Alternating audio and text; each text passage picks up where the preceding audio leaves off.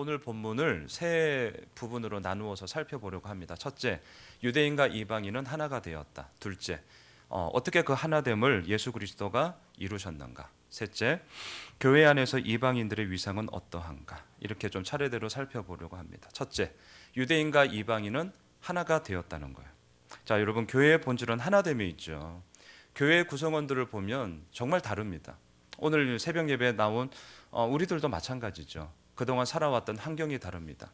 지금 살고 있는 환경도 다르죠. 기질도 다르고요. 생각도 다릅니다. 하지만 교회는 하나가 될 수 있어요. 왜 그렇죠? 우리 모두가 믿고 있는 공통 분모가 있잖아요. 예수 그리스도밖에 없다라는 것이죠. 그 공통 분모 위에서 우리가 함께 지어져 가는 것이기 때문에 교회는 하나가 될 수 있는 것입니다. 그러하기 때문에 오늘 본문에서 무엇으로 시작하냐면 생각하라는 거예요. 다시금 우리 11절 12절을 함께 읽겠습니다. 같이 읽을까요? 시작. 그러므로 생각하라. 너희는 그때 육체로는 이방인이요 손으로 육체에 행한 할례를 받은 무리라 칭하는 자들로부터 할례를 받지 않은 무리라 칭함을 받는 자들이라. 그때 너희는 그리스도 밖에 있었고 이스라엘 나라 밖의 사람이라. 약속의 언약들에 대하여는 외인이요 세상에서 소망이 없고 하나님도 없는 자이되. 그러므로 여러분, 이 말은 무슨 말이죠? 앞에서 언급했던 내용이 뒤에 나오는 내용의 원인이 되고 근거가 되고 동기가 된다라고 쓸 때 사용하는 접속 부사잖아요. 그러므로. 자, 그렇다면 앞에서 언급했던 내용이 무엇입니까? 그게 우리가 어제 살펴보았어요. 한마디로 뭐라고 할 수 있겠습니까? 허물과 죄로 죽었다 너희들이. 하지만 그러한 너희들이 다시금 살아났다. 왜요? 하나님의 그 크신 사랑으로. 왜요? 예수 그리스도의 십자가로 말미암아 너희들이 새로운 하나님의 자녀가 되었다 라는 것을 어제 우리는 살펴보았죠. 그러므로 오늘 본문에서 이어지는 것입니다. 어떻게 하라는 거죠? 생각하라는 거예요. 생각하라. 여러분, 우리가 무엇을 한 게 있습니까? 착하게 사셨어요?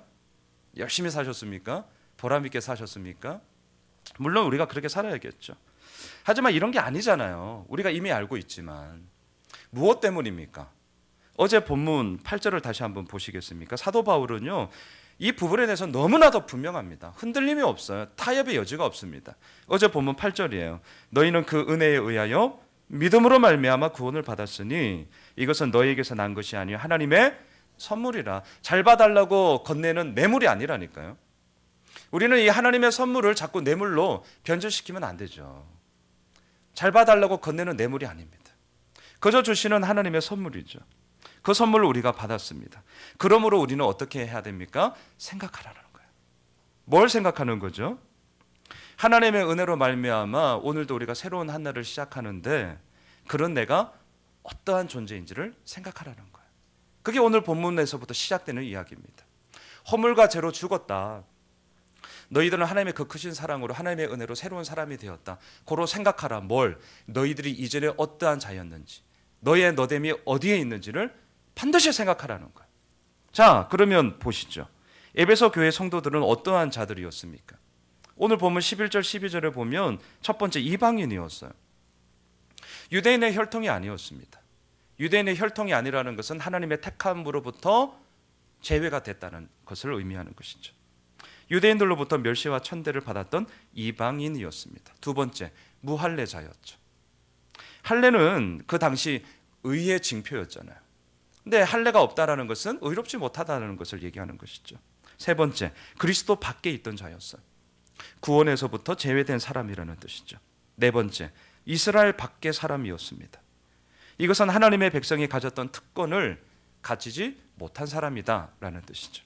다섯 번째, 약속의 언약에 대해서는 외인이었습니다.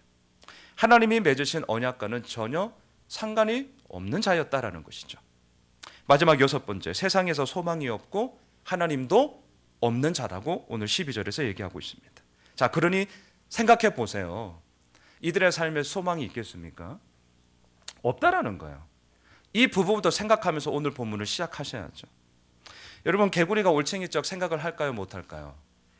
잘 못하는 것 같아요. 나의 나됨을 정말 생각을 하셔야 합니다. 내 존재의 밑바닥에서부터 꿈틀대는 모든 것을 정직하게 들여다보셔야 합니다. 들여다보면 볼수록 우리가 인정할 수밖에 없는 사실이 하나 있더라고요.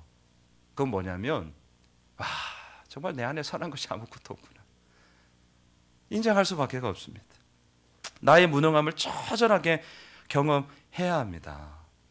근데 바로 그때 깨닫는 것이 있고 바로 그때 들어오는 것이 있어요. 하나님의 하나님 되심입니다. 그 하나님만이 나를 살려주는 유일한 분임을 깨닫게 되더라고요. 내가 뭘 했기 때문에 조건에 부합하기 때문에 잘 살았기 때문에 나를 살려주시는 게 아니라 하나님의 선물이라. 그 하나님의 선물로 말미암아 오늘도 우리가 주님 앞에 서 있는 줄 믿습니다. 바로 그때 오늘 본문 13절의 말씀이 우리에게 너무나도 복된 소식이 되는 것이죠. 자, 13절 말씀 함께 읽을까요? 시작. 이제는 전에 멀리 있던 너희가 그리스도 예수 안에서 그리스도의 피로 가까워졌느니라. 그렇습니다. 복음은 예수 안 믿는 사람들에게만 필요한 게 아니죠. 복음은 예수를 믿고 있는 우리들에게, 심지어 남들 다 자는 이 시간 새벽을 깨우며 기도하는 우리들에게도 복음은 필요합니다. 전에는 아무런 소망이 없던 자였습니다. 전에는 이방인이었습니다. 전에는 그리스도 밖에 있던 자들이었습니다. 전에는 아주 멀리 있던 자였습니다. 하지만 이제는 어때요? 예수 그리스도 안에서 그 그리스도의 피로 말미암아 가까워진 하나님의 자녀가 되었다는 것이죠. 이것을 어떻게 해요? 생각하라는 거예요. 이것을 생각하라는 거예요. 근래 들어서 이전에 있었던 일들이 생각이 참 많이 납니다. 아마도 이제 제가 이곳을 떠날 날이 얼마 남지 않았기 때문에 아마 더 그런 것 같습니다. 몇 번 말씀드렸지만 제가 향남에 온 것은요, 이제 죽어가는 잃어버린 영혼들을 살리기 위한 그 영혼 구원의 열정을 가지고 온 게 결코 아닙니다. 제가 쉬려고 왔어요. 쉬려고요. 주변에 농가 밭이 아주 좋았어요. 개구리 우는 소리가 그렇게 좋았습니다. 서울에서는 도저히 경험할 수 없는 환경. 여유 있게 애들 키우면 참 좋겠다. 내 몸도 마음도 엉클어지고 망가졌는데 한 2년 동안 회복하고 다시 인서울 해야지. 요딴 생각으로 온 게 저입니다. 그러니 하나님 보시기에 얼마나 괘씸했겠어요. 그런 제가 어느새 향남에 거주한 지 5년 7개월이 되었습니다. 5년 7개월. 벌써 5년 7개월이 지났어요. 돌아보면 또 어제 말씀을 이렇게 묵상하면서 딱 진짜 오늘 이 본문이어서 그때는 저랬는데 그래도 이제는 이렇구나. 소위 비포와 애프터가 참 많았던 은혜의 시간들이었습니다. 대형 교회에서 독을 먹어 죽어가던 목사에서 이제는 정말 예수 그리스도를 위해 죽는 목사가 되면 참 좋겠다. 네. 끊임없이 일어나는 탐욕과 아집에 끌려가던 목사에서 이제는 맞짱 떠서 하지만 정말 그 믿음의 길 가운데 걸어가는 목사가 되고 싶다. 홍해의 기적은 바라면서 홍해 앞에 우리 안 서잖아요. 홍해의 기적은 바라면서 홍해 앞에 서지 않고 싶은 목사에서 이제는 홍해 앞에 서서 직접 그 주님을 대면하고 싶다. 그런 마음이 참 많이 듭니다. 사랑하는 성도 여러분, 오늘 사도 바울이 우리들에게 명령하고 있습니다. 그러므로 생각하라. 그러므로 생각하라. 무조건 믿습니다. 맹종하지 마십시오. 하나님이 다 하신다며 하나님이 다 하시겠지. 태만에 빠지셔도 안 됩니다. 생각하셔야 됩니다. 나의 나됨이 어떠한지를 들여다보셔야 합니다. 남들에게 잘 보이려고 예쁘게 포장한 포장지 다 걷어내시고요. 주님 앞에 정직하게 우리는 서야 합니다. 그리할 때 예수 그리스도로 말미암아 이루어진 하나님의 은혜만이 우리를 살리는 유일한 힘이요 유일한 답임을 고백하게 될 것입니다. 두 번째, 그 하나됨을 이루신 예수 그리스도는 도대체 무엇을 했냐라는 거죠. 14절을 보실까요? 함께 읽겠습니다. 시작. 그는 우리의 화평이신지라 둘로 하나를 만드사 원수된 것 곧 중간에 막힌 담을 자기 육체로 허시고. 예수님은 우리의 화평이 되셨습니다. 왜 우리의 화평이라고 얘기하시죠? 14절에 너무나도 명확하죠. 둘로 하나를 만드셨고요. 원수된 것 곧 중간에 막힌 담을 자기 육체로 허셨기 때문에 그렇죠. 자, 여기서 말하는 둘은 이방인과 유대인을 뜻합니다. 하나는 무엇일까요? 새로운 공동체, 교회를 의미합니다. 원수된 것, 곧 중간에 막힌 담은 무엇입니까? 유대인과 이방인 사이에 서로 좋았을까요? 아니요. 서로 정말 공격이 있었죠. 증오심이 있었죠. 냉대가 있었죠. 말 그대로 막힌 담이죠. 자기 육체로 오시고, 이 말은 예수님의 십자가 죽음을 의미하는 것이죠. 예수님은 하나됨을 이루기 위해서 자신의 온몸을 다 내어 던지셨습니다. 이것뿐만이 아니에요. 예수님은 율법을 폐하셨습니다. 자, 15절과 16절을 함께 읽겠습니다. 함께 읽을까요? 법조문으로 된 계명의 율법을 폐하셨으니 이는 이 둘로 자기 안에서 한 세 사람을 지어 화평하게 하시고 또 십자가로 이 둘을 한 몸으로 하나님과 화목하게 하려 하심이라. 원수된 것을 십자가로 소멸하시고. 예수님은 유대인들이 심하게 훼손되고 왜곡시켰던 율법을, 즉 오늘 보면 15절에 보면 수많은 법조문으로 사람들을 얽매이고 이방인을 소외시켰던 그 율법을 폐하셨습니다. 여기에는 두 가지 목적이 있습니다. 첫 번째, 화평을 이루기 위해서라는 거예요. 화평을. 그래서 15절에서도 똑같은 단어가 나와요. 둘, 이 둘로. 이 둘은 누구죠? 유대인과 이방인이에요. 이 둘로 예수 그리스도 안에서 뭐가 되었어요? 한 세 사람을 지었대요. 한 세 사람이 뭘 뜻할까요? 교회입니다. 교회. 왜 한 세 사람입니까?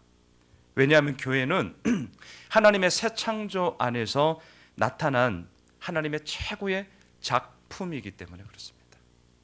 한 세 사람, 교회를 뜻합니다. 이것을 위해서 주님께서 율법을 폐하셨다는 거예요. 화평을 이루기 위해서. 두 번째, 왜 율법을 폐하셨는가? 16절에 보니까요, 십자가로 이 둘을 한 몸으로 하나님과 화목하게 하기 위해서 율법을 폐하셨다는 것이죠. 예수님의 십자가 죽음은 유대인과 이방인을 하나로 만들었습니다. 그리고 그 하나됨은 그저 둘을 하나로 한 공간에 그냥 물리적인 결합으로 그냥 이렇게 묶어둔 것이 아니라 뭐죠? 하나님과 화목한 관계를 만들기 위해서라는 거예요. 자, 이 화목한 관계에 대해서 17절이 좀 더 부연 설명을 하고 있습니다. 어떻게 이루어졌냐라는 거죠. 자, 17절 읽을까요? 시작. 또 오셔서 먼 데 있는 너희에게 평안을 전하시고 가까운 데 있는 자들에게 평안을 전하셨으니, 이 구절은요, 이사야 57장 19절의 말씀을 인용하는 구절이에요. 제가 한번 읽어드릴게요. 이사야 57장 19절인데요. 한번 들어보십시오. 입술의 열매를 창조하는 자 여호와가 말하노라. 먼 데 있는 자에게든지 가까운 데 있는 자에게든지 평강이 있을지어다. 내가 그를 고치리라 하셨느니라. 이사야 57장 19절의 말씀의 전체 문맥은 무너져 버렸고 황폐해져 버렸고 아무런 소망이 없는 자들을 다시금 예수 그리스도로 말미암아 구원하겠다는 문맥의 그런 구절입니다. 평안이 있을지어다. 지금 사도 바울이 하고픈 핵심이 바로 이거예요. 인용한다는 것이 뭐죠? 그 구절이 내가 지금 말하고픈 것을 말한다는 거잖아요. 그래서 그것을 갖고 와서 인용하는 것 아니겠습니까? 지금 사도 바울이 얘기하고픈 게 바로 이거였어요. 먼 데에 있는 자들이 누구예요? 이방인이잖아요. 가까운 데 있는 자들이 누구죠? 유대인이죠. 예수 그리스도로 말미암아 이방인, 유대인 가릴 것 없이 어떻게 됐다는 거예요? 그 모두에게 예수님은 평안을 전하셨고 그 평안이 그들의 모든 삶 가운데 쑥 들어와서 예수 그리스도의 샬롬을 노래하게 되었다라는 것이죠. 예수님은요, 평안을 전하셨어요. 그 이유가 무엇입니까? 18절이에요. 18절. 계속 같이 읽을까요? 시작. 이는 그로 말미암아 우리 둘이 한 성령 안에서 아버지께 나아감을 얻게 하려 하심이라. 네, 이방인, 유대인 할 것 없이 이 땅의 모든 사람들이 하나님과 화목할 수 있는 길을 열어 놓으셨다는 거예요. 또한 예수님으로 말미암아 유대인과 이방인 이들은요, 연합된 자로서 한 성령 안에서 하나님께 얼마든지 나아갈 수 있게 되었습니다. 그러함으로 오늘도 우리는 나아가고 있는 것이죠. 세 번째, 고로 교회 안에서의 이방인들의 위상은 도대체 무엇이냐라는 질문으로 다시금 돌아옵니다. 19절을 함께 읽겠습니다. 그러므로 이제부터 너희는 외인도 아니요 나그네도 아니요 오직 성도들과 동일한 시민이요 하나님의 권속이라. 그렇습니다.